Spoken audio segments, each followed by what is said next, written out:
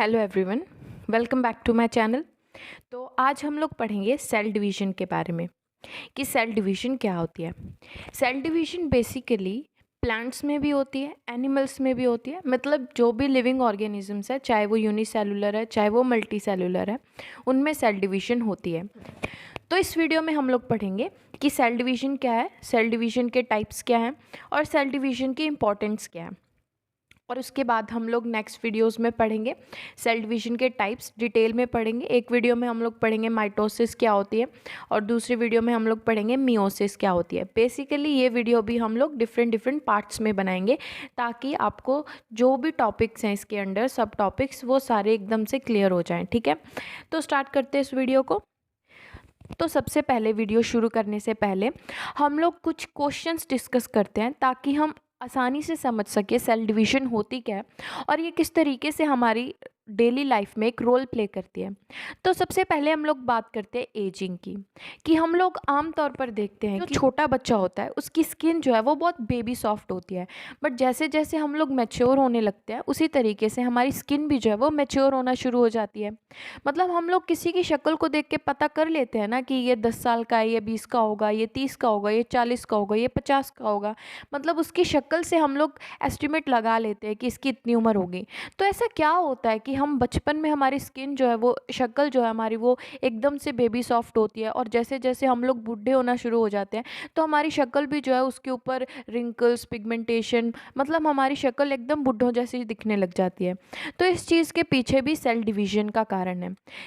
तो क्या होता है कि जब छोटा बच्चा होता है तो उसकी अंदर जो सेल डिवीज़न की प्रोसेस चलती है तो वो थोड़ा फास्ट चलती है। जैसे जैसे हमारी एज जो है वो इंक्रीज़ होनी शुरू हो जाती है उसी तरीके से हमारी सेल डिवीज़न की जो प्रोसेस है वो कम होनी शुरू हो जाती है। हमारे जो स्किन के अंदर सेल्स हैं वो डेड होने शुरू हो जाते हैं, उनकी जो मल्टीप्लिकेशन की कैपेसिटी है वो ख़त्म होनी शुरू हो जाती है। तो जैसे जैसे सेल डिवीज़न ज़्यादा होती है तो उससे क्या होता है कि डेड स्किन, जैसे सेल डिवीज़न हुई तो जो डेड स्किन है वो हट जाएगी, नए सेल्स बनेंगे, फिर पुराने ख़त्म हो जाएंगे, नए बनेंगे, ख़त्म हो जाएंगे। तो ये प्रोसेस थोड़ी तेज़ होती है बच्चों में। तो इससे क्या होता है कि जो स्किन है वो सप्पल होती है, उनकी बेबी सॉफ्ट स्किन होती है। बट जैसे जैसे हमारी एज बढ़नी शुरू हो जाती है, जैसे जैसे हम लोग बुढ़े होने शुरू हो जाते हैं तो सेल डिवीज़न की प्रोसेस जो है वो मतलब डिक्रीज़ हो जाती है। तो जो नए सेल बनने की जो प्रोसेस है वो ख़त्म होनी शुरू हो जाती है।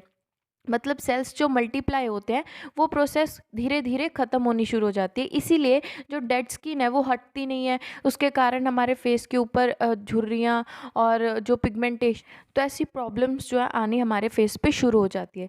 तो इसी कारण से सेल डिवीज़न जो है वो एक इम्पॉर्टेंट रोल प्ले। तो इस तरीके से सेल डिवीज़न जो है एक एजिंग की प्रोसेस में इम्पॉर्टेंट रोल प्ले करती है। इसी तरीके से हर फंक्शन जो है वो सेल डिवीज़न के बेसिस पे ही होता है। ठीक है, कि क्या होता है कि नए सेल से पुराने सेल से नए सेल्स बनते हैं, उसी तरीके से ये प्रोसेस जो है वो रिपीट होती रहती है और जो डेड स्किन है वो हटती रहती है हमारी स्किन से। तो उसी तरीके से सेकंड कारण है एक कैंसर का। हम लोग ये प्रॉब्लम आम सुनते हैं कि कैंसर हो गया, कैंसर हो गया। तो कैंसर कैसे होता है? कैंसर भी रिलेटेड है सेल डिवीज़न से। सेल डिवीज़न की एक अपनी प्रोसेस है, एक अपना कंट्रोल है सेल की डिवीज़न के ऊपर और एक अपना टाइम है। साइकिल जो है वो सेल डिवीज़न की एक साइकिल होती है, उसके डिफरेंट फेजेस होते हैं, उसका एक पर्टिकुलर टाइम होता है कि सेल साइकिल जो है इस पर्टिकुलर टाइम में सेल साइकिल कंप्लीट होगी और उसके ऊपर कंट्रोल होता है कि इस पर्टिकुलर टाइम पे कंप्लीट होने के बाद वो इतने सेल प्रोड्यूस होंगे। बट जब ये कंट्रोल जो है सेल साइकिल के ऊपर से ख़त्म हो जाता है, मतलब एक सेल से अनलिमिटेड सेल्स बनना शुरू हो जाते हैं, तो वो जब सेल्स जो है एकदम ग्रुप बन जाता है उनका, तो वो धीरे धीरे ट्यूमर की फॉर्मेशन करती है जिसे हम लोग कैंसर कहते हैं। ठीक है, जैसे इस पिक्चर में हम लोग देख रहे हैं ये नॉर्मल सेल डिवीज़न है, एक सेल से दो सेल बने, फिर उससे दो सेल बने, तो ये एक नॉर्मल प्रोसेस है। ठीक है, सेल डिवीज़न की। बट ये कैंसर, जब कैंसर होती है किसी पेशेंट को तो उसमें सेल डिवीज़न कैसे होती है कि जैसे एक सेल है, एक सेल से दो सेल बने, फिर उस एक सेल से बहुत सारे सेल बने, उससे बहुत सारे सेल बने, तो ये जो क्लस्टर बन रहा है सेल्स का, इससे जो है आगे जाके ट्यूमर बनती है जो कि फर्दर कैंसर कॉज करती है। तो इसका मतलब ये हम लोग समझते हैं कि सेल डिवीज़न जो है वो एक पर्टिकुलर टाइम पे पर्टिकुलर अपना जो सेल साइकिल है वो कंप्लीट करे और उसके ऊपर कंट्रोल हो, तो ही सेल डिवीज़न जो है हमारे लिए अच्छी है। मतलब ओवर में अगर सेल डिवीज़न होगी तो हमें डिजीज़ कॉज होगी। ठीक है, तो अब ये हो गया कि सेल डिवीज़न हम लोगों ने ये देखा कि किस तरीके से हमारे डे टू डे लाइफ में हम लोग सेल डिवीज़न को किस तरीके से समझ सकते हैं।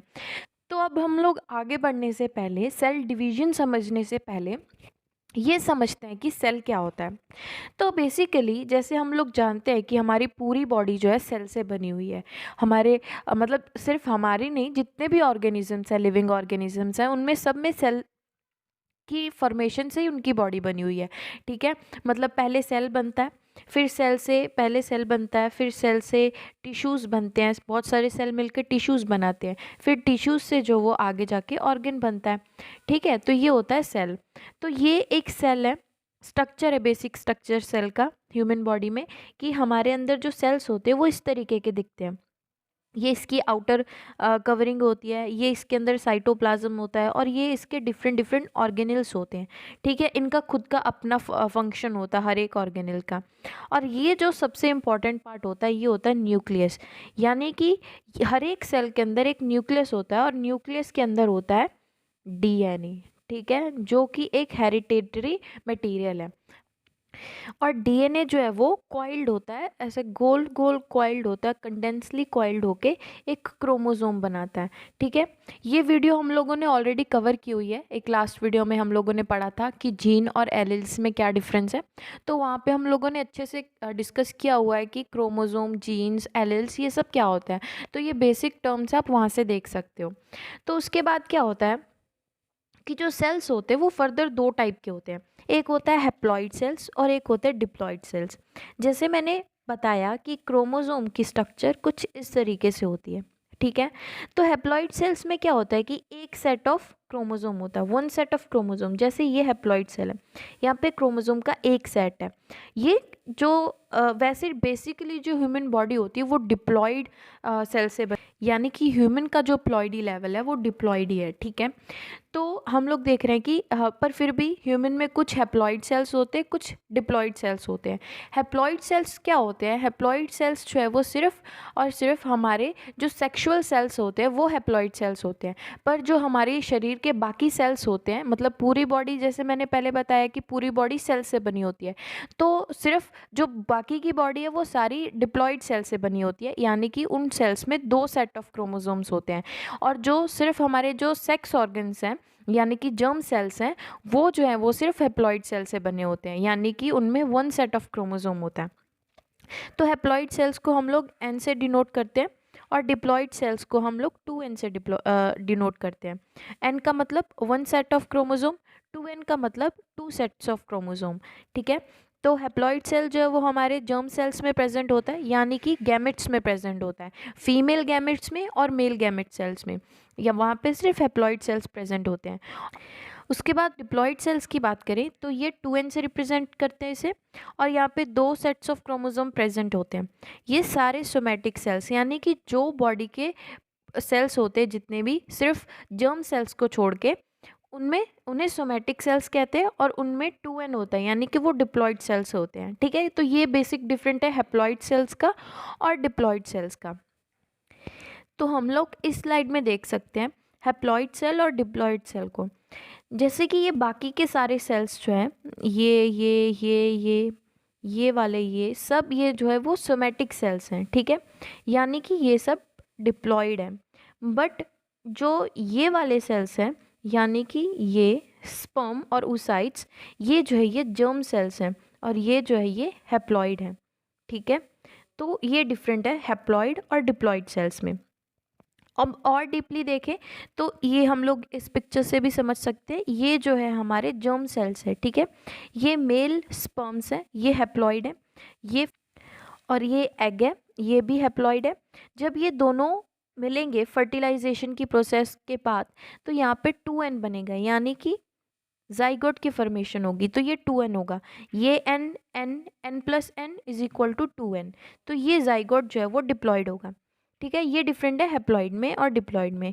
और ये जो है बाकी के जो हमारे सोमैटिक सेल्स हैं, यानी कि जैसे ब्लड सेल्स है न, उसके बाद न्यूरॉन सेल्स हैं, फैट सेल्स हैं, स्टेम सेल्स है प्लांट्स में, ये सारे जो है ये 2n होते हैं, यानी कि ये डिप्लॉइड सेल्स होते हैं। तो ये बेसिक डिफरेंट था हैप्लॉइड सेल्स में और डिप्लॉइड सेल्स में। अब आगे हम लोग देखते हैं कि सेल डिवीजन एग्जैक्टली होती क्या है। तो सेल डिवीजन शुरू होने से पहले हम लोग फिर से सारी प्रोसेस देखते हैं ताकि और अच्छे से समझ में आ सके। जैसे सबसे पहले हम लोग देखते हैं एक ह्यूमन बॉडी में बहुत सारे सेल्स होते हैं। सेल्स जो है, सेल्स में एक न्यूक्लियस होता है, जैसे हम लोगों ने पिछली स्लाइड में देखा। न्यूक्लियस के अंदर जो है वो क्रोमोसोम्स प्रेजेंट होते हैं। सेल डिवीजन की प्रोसेस जो है वो बेसिकली न्यूक्लियस में होती है, ठीक है। तो न्यूक्लियस में क्या है, क्रोमोसोम होते हैं। और क्रोमोसोम में क्या होता है, chromosome is made up of DNA, ठीक है। डीएनए कंडेंसली कॉइल्ड होता है, तो उससे क्रोमोसोम बनता है। तो ये एक बेसिक डायग्राम है, फ्लो चार्ट है, जिससे हम लोग समझ सकते हैं कि किस तरीके से सेल में सेल डिवीजन होती है, ठीक है। उसके बाद क्या है कि सेल डिवीजन की प्रोसेस एक्चुअली होती क्या है। सेल डिवीजन की प्रोसेस अगर हम लोग सिंपल वर्ड्स में कहें तो एक सेल से, मतलब प्री एग्जिस्टिंग सेल से न्यू डॉटर सेल्स की फॉर्मेशन को सेल डिवीजन कहते हैं, ठीक है। जैसे कि यहाँ पे है, यहाँ पे एक प्री एग्जिस्टिंग जैसे यहाँ पे एक सेल है, ठीक है। हम लोग देख रहे हैं इस पिक्चर में, जैसे कि ये एक सेल है, ठीक है। यहाँ पे सेल डिवीजन होगी और फिर एक सेल से दो सेल्स बन गए, जैसे कि एक ये वाला सेल और एक ये वाला सेल। यानी कि एक सेल से जब एक प्री एग्जिस्टिंग सेल से नए डॉटर सेल्स बनेंगे, चाहे वो 2 बने या 4 बने, उन डॉटर सेल्स को की फॉर्मेशन को कहते हैं सेल डिवीजन, ठीक है। ये प्रोसेस होगी सेल डिवीजन की। उसके बाद हम लोग बात करते हैं सेल डिवीजन जो है वो 2 टाइप की होती है सेल डिवीजन। एक होती है माइटोसिस और एक होती है मियोसिस।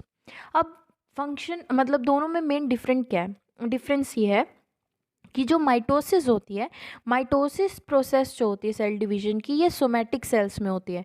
जैसे हम लोगों ने पहले स्लाइड में पढ़ा था, सोमैटिक सेल यानी कि बॉडी के पूरे डिफरेंट सेल्स, सिर्फ सेक्स सेल्स को छोड़ के। तो जो डिप्लॉइड सेल्स में डिवीजन होती है उसे माइटोसिस कहते हैं, और जो हैप्लॉइड सेल यानी कि गैमेटिक यानी कि जर्म सेल्स में जो डिवीजन होती है उसे मियोसिस कहते हैं, ठीक है। गैमेट में जो डिवीजन होगी उसे मियोसिस कहेंगे, और बाकी की बॉडी में यानी कि सोमैटिक सेल्स में जो डिवीजन होगी उसे हम लोग माइटोसिस कहेंगे, ठीक है। माइटोसिस की प्रोसेस में क्या होता है, जैसे इसमें सिंपल है कि एक सेल है, सेल में उसके बाद रेप्लिकेशन होती है, सेल डिवीजन होती है, तो एक सेल से 2 सेल्स यानी कि आइडेंटिकल डॉटर सेल्स की फॉर्मेशन होती है। डिप्लॉइड सेल में डिवीजन कैसे होती है, ये डिप्लॉइड सेल है, एक डिप्लॉइड सेल से 2 आइडेंटिकल डॉटर सेल्स बनी, तो ये प्रोसेस हो गई माइटोसिस की, ठीक है। यहाँ पे जो डॉटर सेल्स बनते हैं वो 2 सेल्स बनते हैं, और दोनों जो है एक दूसरे के आइडेंटिकल सेल्स होते हैं, ठीक है, उनमें कोई डिफरेंस नहीं होता है। पर वहीं डिप्लॉइड सेल्स में क्या, हैप्लॉइड सेल्स में क्या होता है कि जैसे ये एक डिप्लॉइड सेल है, ठीक है। डिप्लॉइड सेल जब डिवीजन होगी तो यहाँ पे, जैसे यहाँ पे हम लोग देखते हैं कि ये एक डिप्लॉइड सेल है मान लो, ठीक है। उसके बाद इसमें रेप्लिकेशन होगी और इसके 2 सेल्स बनेगी, यहाँ पे हो गया 2n, ये हो गया 2n। तो यहाँ तक की जो प्रोसेस थी वो थी माइटोसिस। अब ये 2n से आगे जो है यहाँ पे मियोसिस होगी, तो यहाँ पे क्या बनेगा, n और n, n और n। यानी कि यहाँ पे हम लोग देख रहे हैं कि एक सेल से 4 सेल्स बने, n n n और n। ये 4 सेल्स जो है ये 4 डॉटर सेल्स बने। ये चारों के चारों एक दूसरे से आइडेंटिकल नहीं होंगे, ये डिफरेंट होंगे एक दूसरे से, ठीक है। तो जिस प्रोसेस में 2 आइडेंटिकल सेल्स बने वो डिवीजन होती है माइटोसिस की, और जिसमें 4 अनआइडेंटिकल डॉटर सेल्स बने वो प्रोसेस होती है मियोसिस की। मियोसिस की प्रोसेस जो है सिर्फ जो गैमेट्स होते हैं यानी कि जो जर्म सेल्स होते हैं उसमें होती है, और माइटोसिस की प्रोसेस जो है वो सोमैटिक सेल्स में होती है यानी कि डिप्लॉइड सेल्स में होती है। तो ये डिफरेंस है।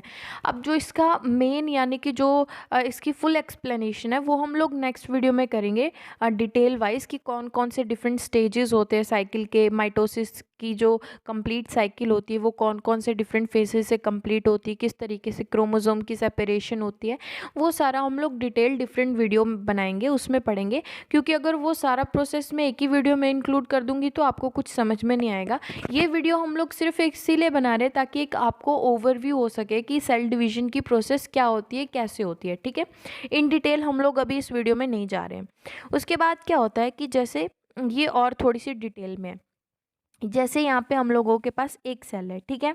इसमें जब माइटोसिस होती है, माइटोसिस यानी कि एसेक्सुअल रिप्रोडक्शन जो कि सोमैटिक सेल्स में होती है, इसमें क्या होगा कि सेल जो है वो ये डिफरेंट फेजेस होते हैं सेल साइकिल के, यानी कि पहला प्रोफेज होता है, फिर मेटाफेज होता है, फिर एनाफेज होता है। यहाँ पे हम लोग आगे पढ़ेंगे जब नेक्स्ट वीडियो बनाएंगे तो किस तरीके से क्रोमोसोम की अरेंजमेंट्स होती हैं इन सेल्स डिफरेंट स्टेजेस में, उसकी बात करेंगे। तो बेसिक बात यही है कि एक सेल से आगे जाके जो है वो दो सेल्स बनते हैं, दो 2n यानी कि दो आइडेंटिकल सेल्स बनते हैं। तो ये प्रोसेस हो गई माइटोसिस की। उसके बाद हम लोग देखेंगे मियोसिस की प्रोसेस। तो मियोसिस में क्या होता है कि हमने जैसे पहले बात की एक सेल से 4 सेल बनते हैं, तो 4 सेल बनने के लिए मियोसिस के 2 साइकिल्स होते हैं, यानी कि मियोसिस 1 और मियोसिस 2 दो होंगे, उसके बाद जाके 4 आइडेंटिकल सेल्स बनते हैं, ठीक है। जैसे यहाँ पे एक सेल है, एक सेल से फिर उसके वो डिविजन्स हैं, डिफरेंट स्टेजेस है, mitosis prophase, metaphase, anaphase, telophase, फिर यहाँ पे आके 2 सेल्स बन गए, ठीक है। अब ये 2 सेल्स फिर से फर्दर डिवाइड होंगे, यानी कि ये अभी 2n है, ठीक है। ये फर्दर डिवाइड होंगे ताकि 4n मतलब 4n बन सके। फिर से वो ये 2 सेल्स जो आगे जाके फिर से जैसे यहाँ पे डिवीजन हुई वैसे वैसे डिफरेंट स्टेजेस होंगे, मेटाफेज, एनाफेज, टेलोफेज, और लास्ट में जाके यहाँ पे ये दोनों जो है हैप्लॉइड सेल्स बनाएंगे। तो ये टोटल 4 हैप्लॉइड सेल्स बन जाएंगी, ठीक है। ये एक सिंपल प्रोसेस है।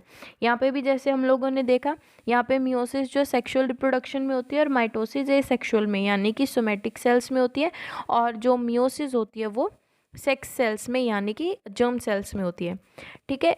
उसके बाद हम लोग देखेंगे, हम लोगों ने ये पढ़ लिया कि सेल डिवीज़न क्या होती है, सेल डिवीज़न कैसे होती है।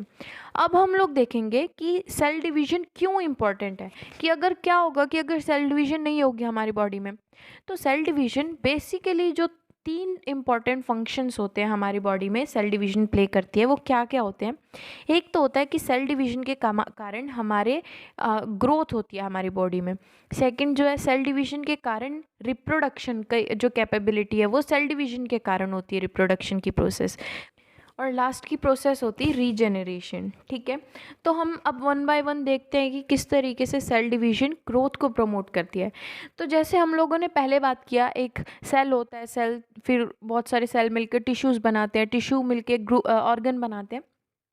उसी तरीके से हम लोग देखते हैं कि एक सेल से फिर एम्ब्रियो बनता है, किस तरीके से फीटस की ग्रोथ होती है, मतलब जो डिफरेंट डिफरेंट स्टेजेस होते हैं ग्रोथ के, वो सारे जो है वो सेल डिवीज़न के कारण होते हैं, क्योंकि सेल डिवाइड होता है, पुराना सेल ख़त्म होता है, नए सेल बनते हैं, 1 से 2 बनता है, 2 से 4 बनते हैं, 4 से फिर ऐसे आगे आगे बढ़ते जाते हैं, हर सेल से 2 सेल बनते हैं। सोमैटिक सेल की बात कर रहे हैं यहाँ पे हम लोग।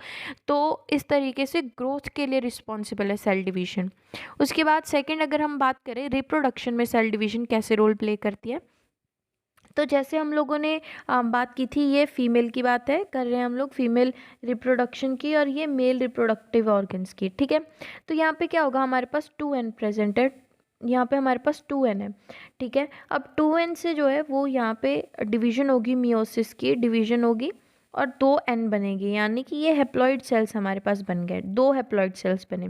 उसी तरीके से मेल में क्या होगा कि ये हमारे पास 2n है, ठीक है। अब फिर इसमें मियोसिस होगी तो फर्स्ट मियोसिस 1 होगी तो हमारे पास 2 हैप्लॉइड सेल्स बनेंगे, फिर मियोसिस 2 होगी तो हमारे पास फिर 4 हैप्लॉइड सेल्स बन जाएंगे, ठीक है। तो ये प्रोसेस हो गई मियोसिस की। अब क्या होगा कि जब फर्टिलाइजेशन की प्रोसेस होगी तो हमारे पास एक सेट जो है वो क्रोमोसोम का यानी कि फीमेल का एन जो है वो फीमेल से आएगा और एक एन जो है वो हमारे पास मेल से आएगा। तो टोटल हमारे पास जब जाइगोट बनेगी तो ये फिर से 2n बन जाएगी, ठीक है। तो ये एक 2n बन गया, चाहे ये मेल होगा या ये मतलब जो भी ये फीटस होगा, ये हो सकता है फीमेल हो सकता है मेल हो, तो जो भी होगा, सपोज़ ये मेल होगा तो जब आगे जाके ये फिर से किसी पार्टनर के साथ फ्यूज़ होगा तो इसका एक n जाएगा और उस दूसरे पार्टनर का एक n जाएगा, तो वो फिर से 2n बनेगा। इस तरीके से जो है ये प्रोसेस कैरी ऑन होती रहती है जनरेशन आफ्टर जनरेशन। तो ये प्रोसेस जो है ये हो गई रिप्रोडक्शन की प्रोसेस। अब जो नेक्स्ट है ये हो गई रीजनरेशन की प्रोसेस। रीजनरेशन में क्या होता है, हम लोगों ने देखा होगा, आप लोगों ने आमतौर पर, कि जो छिपकली होती है, छिपकली की कई बार पूंछ टूट जाती है और वो पूंछ टूटने के बाद थोड़े दिनों के बाद वो नई पूंछ आ जाती है वहाँ पे। तो ऐसा क्यों होता है, ये सोमैटिक सेल्स की डिवीजन के कारण होता है। यानी कि पहले छिपकली की यहाँ पे पूँछ थी, यहाँ पे कट गई, फिर धीरे धीरे नई पूँछ आना शुरू हो जाती है। तो यहाँ पे जो है वो सोमैटिक सेल्स के कारण जो डिवीजन होती है, माइटोसिस डिवीजन होते हैं यहाँ पे, और धीरे धीरे आइडेंटिकल सेल्स बनते हैं, सेम तरीके के सेल बनते हैं, इसीलिए वो सेम तरीके की पूँछ जो है वो दोबारा से वापस आ जाती है। ठीक है, तो ये थी आज की वीडियो जिसमें हमने पढ़ा कि सेल डिवीज़न क्या होती है, सेल डिवीज़न के टाइप्स क्या होते हैं, और सेल डिवीज़न की इम्पॉर्टेंस क्या होती है। ठीक है, ये हम लोगों ने ये चीज़ें डिस्कस की। अब फर्दर वीडियोस में हम लोग देखेंगे डिटेल में कि माइटोसिस म्योसिस क्या होती है, इनकी इम्पोर्टेंस क्या होती है। So if you like my video, then please like, share and subscribe to my channel, and if you have any kind of questions, then please let me know in the comment section. I'll more than happy to answer you guys. Thank you.